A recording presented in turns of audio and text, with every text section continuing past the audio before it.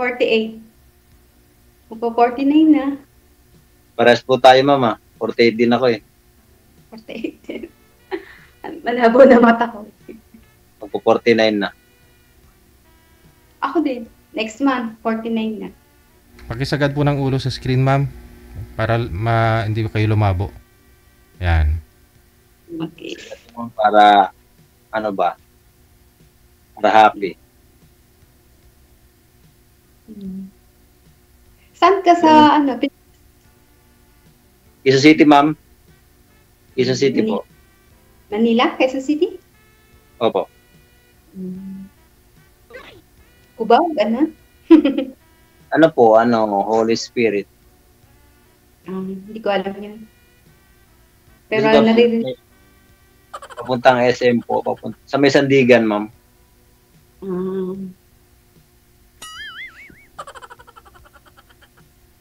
Tanong ko, ma'am, bakit po kayo sumali dito, ma'am?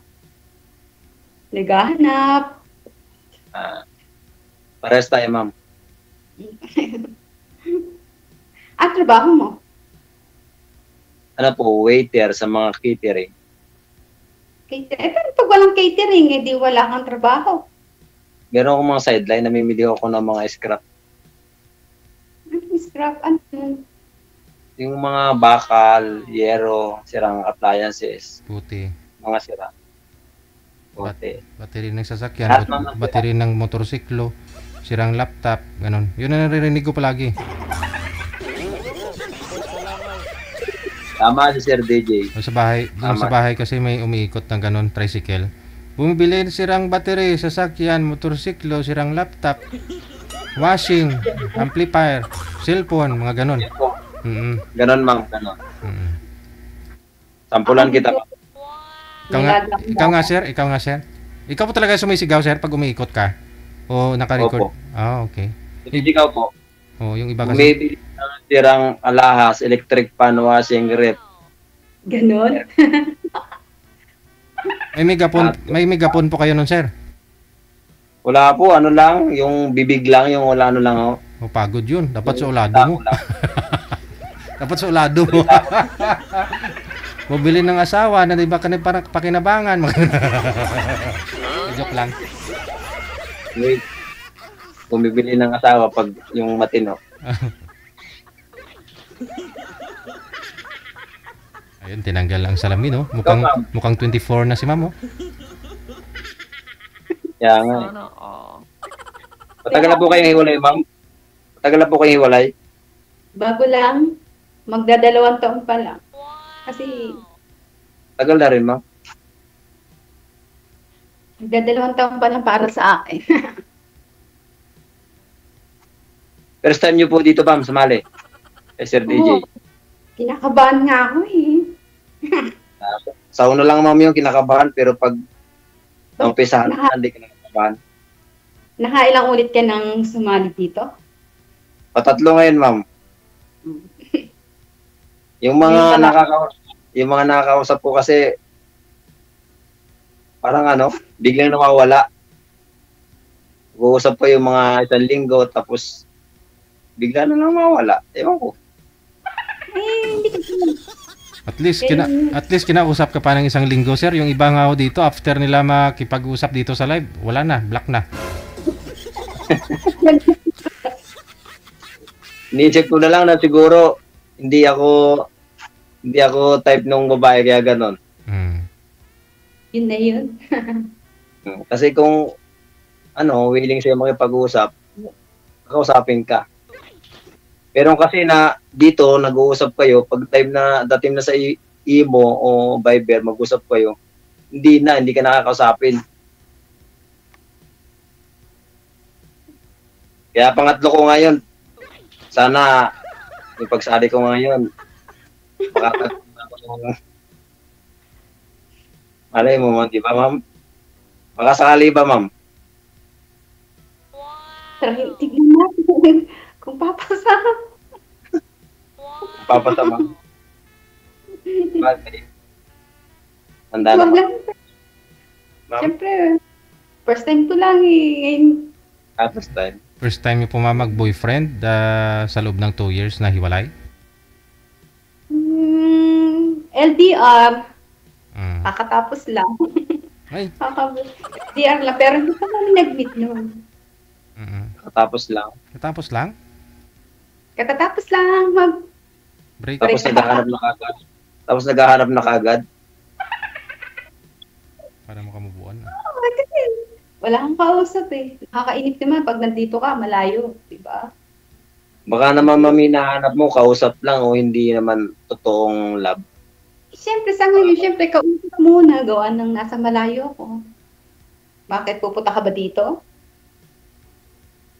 Di ba? Kung papupuntahin mo ako dyan, mami, bakit hindi? Hindi kita kaya papuntahin dito. Wala. Ba't po pala kayo naghiwalay ng asawa niyo, ma'am? Eh, pwede ba sabihin? Kasi hindi siya nagbabago eh. May bisyo kasi. Mm. So, ikaw na po mismo nakipaghiwalay pala. Oo, ako na ang umayaw kasi ayaw niya magbago. Ang tagal na. Tahimikan, lagi lang kami nag-aaway.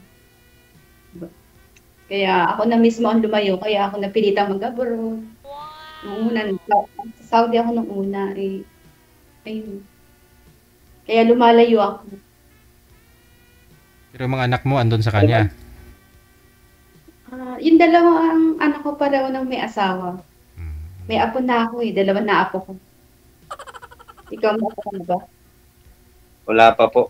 Maliliit. Anong bata pa yung mga anak ko? Yung panganay ko, 29 na. Hmm. 29, 27. Pinakabunso ko, mag-20 na. 20 na. Kahapon, 20. Ano na po pala, no? Tapos 17, 21. 17 pa lang nag-asawa ka na, ma'am. Di, 19. 19 ka nag-asawa? 19. Bakit? Anong bisyo ng asawa niyo po? Bakit niyo hiniwalayan? Nagda-drugs. Hindi niya kaya magbago para sa akin. Pero dati, ma'am, hindi naman siya gano'n nung una niyo pong pagkakilala. Hindi. Simula na magkaanak kami ng dalawa, nagda-drugs na siya, tapos natigil, tapos itong 2015 o 2012, hanggang ngayon, hindi niya kaya talagang iwasan. Ba't ho nagawa niya kaya? Yung iba ho kasi lalo silang na-motivate, lalo silang nagsisikap, lalo silang, alam mo yun, yung, kasi may mga anak na, no? Pero yung sa'yo, anak mo, asawa mo, nagbago bigla nung nagkaanak kayo? Porque malalaki na yung mga anak namin. Ganun. Tapos yung isa pa pang anak, nagmana rin sa kanya. Kaya sakit sa ulo. Kaya ako nang lumayo. May komunikasyon pa po kayo? Laguna. Teka, Hindi, may Laguna. komunikasyon pa kayo ng asawa niyo, ng ex niyo? Nasa Cavite yun. Hindi nag-uusap pa po kayo? My God, I hate drugs. Chat lang, para dun sa isang anak kong kasama niya. Chat lang, pero wala kaming pinag-uusapan tungkol na saan. Iwalay kayo pero nag-uusap pa po kayo, ma'am? Chat lang, para sa anak ko. Kasi kasama niya yung anak ko, nagsusuporta ako doon sa isang anak ko. Kaya, ganun. Pero wala kami. Kahit nung umuwi ako, hindi na kami nagtatabi. Hindi na. Hindi pa kayo, ma'am, iwalay niya kasi nag-uusap pa kayo eh. Pwede pa kayo magkaayos niyan. At saka isang bahay pa lang, nung umuwi ka, ma'am, sa isang bahay kayo, pero hindi lang kayo nagtatabi. Hindi na ako umuwi doon. Simula nung nanggaling ako sa Saudi. Hindi na ako. Pero napunta ako, pero wala na. Mag-uusap lang. Sinabi ko naman sa kanya na ayaw ko sa kanya, ganyan. Sinabi ko na. Hindi na kayo magkasundo. Pagka may halimbawa magkasama sa bahay, hindi kayo nagkakasundo, lagi kami nag-aaway. Walang katahimikan ng bahay. Paano, ma'am? Halimbawa, mapanood kayo ngayon ng asawa mo na sumari ka dito na hindi niya alam. Hindi naman niya alam eh. Siguro. Wala namang magkasabi. Ang kapatid ko lang naman ng... Tsaka hindi niya alam yung mga gato. Ang alam niya mag-bisyo. Bigyan mo. Ano po ba trabaho? Meron ka ba? Ano po ba trabaho niya, ma'am? Wala yung alam. Ano po trabaho ni mister niyo, ma'am? Yun na nga, wala eh. Ay, wala siyang trabaho pero nagagawa niya bang mag-bisyo. Ba't saan siya kumukuha ng pambisyo niya? Kung ganun. Nagra-runner siya dati. Nagra-runner siya nung hanggang sa na-aksidente siya at lahat. Runner. Na-aksidente pa rin siya. Pa rin siya nagtitinda. Ganun. Gumagamit tapos nagbibinta din. Hindi. Nagra-runner ba? Halimbawa, magpapakuha ka. Siya bibili. Tapos, papatirahin ka rin. Diba? Pag wala siyang phone, siya lang bibili. Runner. Tapos gumaya din po yung anak mo sa kanya. Yung anak ninyo? Oo, yung anak ko. Nagmana sa kanya. Buti lang, iisa lang. Kasi puro lalaki, kung wala akong anak na babae. Hirap nun, no? Kahit natutulog ka, di mo alam. Baka mamaya, takpan na yung ilong mo ng yung ulo mo ng una ng anak mo. Siyempre, kung wala na ka sa katinuan, di ba? Kaya nga, ako nang uminig. Sinabi ko naman sana magbago siya. Kung magbabago naman siya, hindi naman para ako maghanap ng iba. Ayaw naman niya magbago. Magbabago. Ang tagal-tagal na. Ganun pa rin. Hanggang ngayon, ganun pa rin.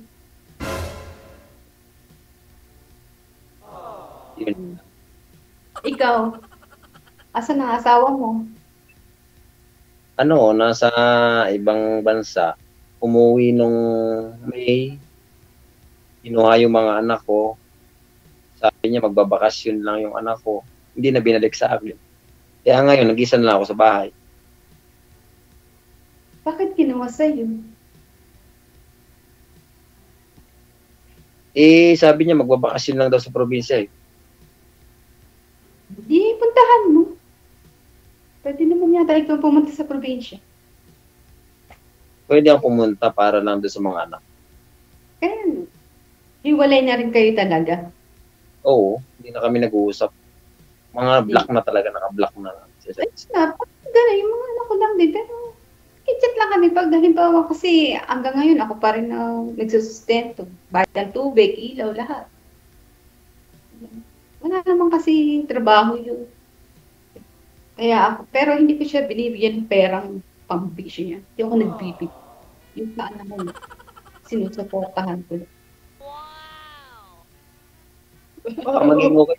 Mahirap kaya ng buo ng pamilya. Ako nga gusto kong maging buo ang pamilya eh. Pero yung maiisip mo na kung paano ka sinaktan, yung hindi mo inaasahan na mayroong mga nakikita mo na ganun talaga na may ebidensya ka. Ang hirap tanggapin ng isang bagay na gusto mong mabuo, nalabag naman sa iyong kaluban. Yung parang ayaw mo. Kasi baka isumbat mo lang sa kanya at pagdating ng panahon yung mga ginawa niyang mali. Kaya, ayun, umiwas na ako, nag-move on ako. Ito, palagi ako nagtatyaga dito sa sumasali, pangatlong sali ko na ngayon. Ewan ko kung may pang-apat, pang-lima pa kung may mahanap ako. Diyan po ba sa lugar nyo, sir? Di ba lagi po kayo nag-iikot, bumibili ng mga scrap, wala ko kayo nakita ang mga dyan, kunyari inom ko ng soft drinks sa tindahan, may single mom, ganun. Meron po mga kabiruan, di kabiruan lang. Kaya lang parang hindi ko tipo yung mga ganong biro-biro lang, pero mahirap kasing umibig sa hindi mo talaga gusto. Ligawan mo. Hindi mo ligawan para magustuhan mo. Mahirap umibig sa di mo gusto. Dapat gusto mo yung ibigin mo. Ganun. Dapat gusto mo yung ibigin. Hindi mo nga niligawan. Yung gusto mo nga niligawan. Pag nanligaw ka sa tao, may pagtingin ka na niyan. Hanggang utay-utay na yan, step by step. Na yung andun ka na pa, hindi mo na mamalayan, uy, mahal ko na pala to. Saka yun, pag mahal mo na, saka mo ligawan. Kasi ang sarap ng feeling na nagmamahalan kayo sa isa't isa. Ang mahirap dun, mahal mo lang sa salita, pero yung point na ninaramdaman at puso't isipan mo, hindi mo naman para siya mahal. Maraming ganun eh, mahal mo siya pero hindi mo naman, mahal mo sa salita pero hindi naman mahal ang puso't isipan mo. Isa lang ang gusto sa'yo, di ba yung may mga ganun? Kapag nakuha na siya sa isang babae, iiwan ka na lang. Diba? Kapag Kasi ako pag talaga ako ma'am, 101%. Hindi 1% na lang yun. Kumbaga pagkatapos nila makuha yung pagkalalaki mo, iniiwan ka rin. Kaya nga nung iniwan ako, nung lukuin ako ng asawa ko eh. Sobrang sakit eh. Pero nasa kanya ngayon, lahat yung apat na anak sir, no? Andun sa kanya? Apat anak mo yun? Tatlo? Tatlo po nasa kanya. Aha. Sabi ko, babalik yung lalaki dito kasi dito siya mag-aaral. Eh, hindi na ako pinabalik dito sa akin. Ilang taon na po ba yung mga anak mo? 16, 13, saka po 10. Oh, bata pa nga. Pero nagsusuporta po ako. Hanggang ngayon? Magpapadala ko sa mga bata. Yung may kinakasama na po yung nanay nila? Wala pa po, nahuli ko lang yun sa mga ano yun na dating nasa ibang bansa siya. Yung mga lalaki niya sa cellphone niya. Hanggang ngayon, nasa ibang bansa pa rin siya. Umuwi na itong May. Hindi na aalis. Hindi nga po kami nag-uusap eh. Ano na, toxic na. Kumbaga, yung mga anak ko lang kinakausap ko, pero mag-usap kami, siguro mag-aaway din kami. Ilang years na kayong hindi magkasundo, sir? Matagal na, sir. Kasi, 2 balik na siguro, nagloko siya noon, 2018 pa eh. Hindi na kayang ayusin? Pero nung bumalik siya, after 2 years, nag-usap kami na hindi na raw niya ulitin. Pinagbigyan ko para mabuo ulit ng pamilya. So, ginawa niya ulit eh. Nakita mo sa cellphone, sir, may mga ka-chat siya sa cellphone? Oo, sir, sa cellphone. Nung umuwi siya, Saan bansa siya? Singapore. Open country. So, ako dito kasi wala akong day off, kaya hindi ako nakakalabas. Siya may day off kasi linggo. Siya may day off linggo-linggo. Pag talagang nakakalabas, sigurado. Kasi maraming kama. Linggo-linggo ang day off niya eh. Ang nangyari mo dyan, bali nabuksan niyo po yung messenger niya, sir, o nung umuwi siya, kinuha mo yung cellphone, nakita mo yung mga ka-chat niya? Pag gising ko, tulog pa siya, kinulikot ko yung cellphone, doon ko nakita. Tapos pinasa ko sa cellphone ko, yung mga picture, yung mga larawan, tapos pinaprint ko, yun, ebidensya ko. Ano mga picture, sir? May ka-video call siya, may katabi, ano po? Magkakandungan. Bali yung boyfriend niya talaga yon, nasa Singapore, magkasama sila. Oo, boyfriend niya, sir.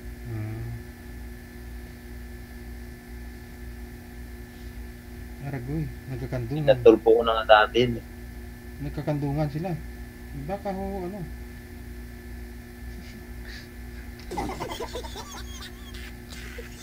Kaya yun.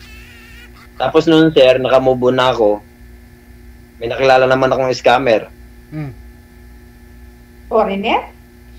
Scammer. May nakilala ko na sa Facebook, taga, Aramuran. Halos araw-araw ako nagpapadala sa may gitsang taon. Araw-araw? Oo, halos araw-araw. Load, pera, lahat. Pamasahe. Ba't araw-araw? Ba't di mo pa sinabay-sabay kahit once a week? Ha? Ba't araw-araw? Hindi niyo pa ginawang once a week man lang? Once a month? Sir, halos araw-araw. Pero konti-konti lang. Ang malaki lang ngayong pamasahe nung November, nagbigay ako. Tapos nung March, pamasahe niya papunta dito. Hindi naman siya pumunta dito, bigla siyang nawala. Scammer. Scammer. Kaya dito na ako naghanap kasi dito, scammer din. Pag may nangyayari sa akin, sasabihin ko sa iyo, Sir DJ.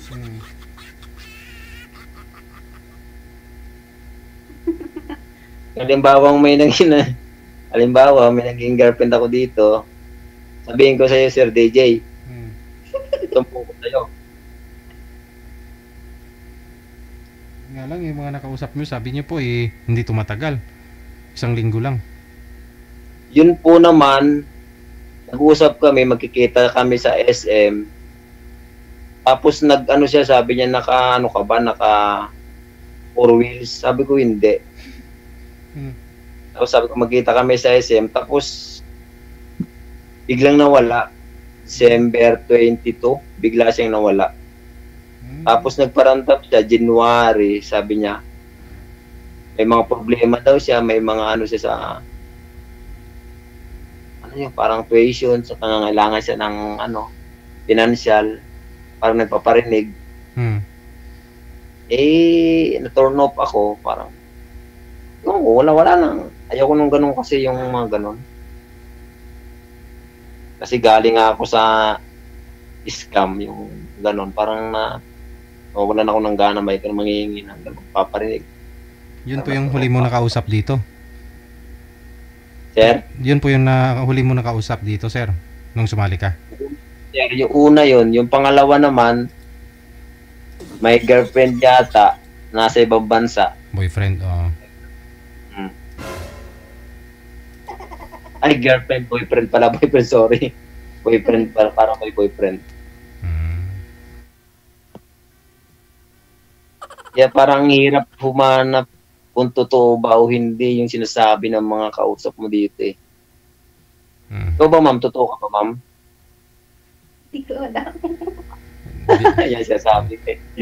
Hindi niya naman pwedeng sabihin hindi siya totoo. Sarili mo, hindi mo alam. Makilala nyo rin naman yan ang isa't isa kung tuloy-tuloy ang usapan ninyo. Makaabutin din ng mga 1 buwan bago nyo makilala. Sir, lang, pwedeng mangyari mga 1 linggo, pwedeng mangyari yun basta pag ako nag-uumpisa kayo nag-uusap, maano mo na kagad yun, kakalkal mo na kagad yung mga bawat isa sa inyo. Lalaman nyo kagad sa mga tanungan. Ito naman, ma'am. Ito ka, ma'am. Lagi na lang ako eh. Wala, ninenervous ako. Ang nervous, ma'am. Nanonood yung asawa mo. Hindi. Pinapanood ka ng ma'am. Mamaya magko-comment sa'yo yung asawa mo. Sasabihin nun, laglag mo ako. Walang ganun. Hindi na yung nag-aan sa akin. Ang sinabi naman niya sa akin, hahayaan niya na. Kasi ako na yung nagsabi ng wala na akong pagmamahal sa kanya, nawala na. Sinabi ko na yun sa kanya. Wala ka ng pagmamahal sa kanya, ma'am. Pero ikaw, yung asawa mo may pagmamahal pa sa'yo. Yun ang hindi ko alam sa kanya. Mahal niya ako, na nagawa niya magbago. Nagbago siya. Hindi niya ako pinahalagahan eh. Niyaan niya ako mawala, di ba? Kung pinahalagahan niya ako, magbabago siya. Hindi ko na kaya magbago. Tagal na. Diba? Buti nga nung nag-Duterte, na-aksidente siya. Kung hindi yun na-aksidente, natokhang na yun. Baka namatay na. Grabe naman siya. Ba't ba yun? Parang, di ba? Kasi hindi siya nagbabago. Yeah. Magbabago din yun, ma'am. Kasi bigyan mo kasi ng chance. Wala na para sa akin. Mas maganda pa yung ganito. Kaysa naman lagi nag-aaway. Tsaka wala na, may lamat na. Hindi na maganda yung magiging pagsasakit na. Wala na katahimigan. Wala na, puro away na lang. Away na lang. Puro Siyempre, away. nandun na yung subat. Uy, nawala na. May tumawag na naman siguro. Yan na nga po yung sinasabi ko eh. Tawag na. Sir DJ, may tumawag na. Oo, wala na.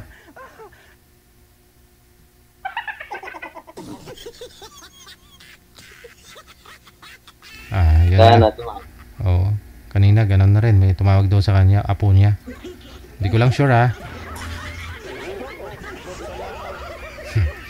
I-PM niyo po sir Tuloy-tuloy lang ang usapan sa off-cam na. Maraming salamat. Okay. Salamat sir. Salamat.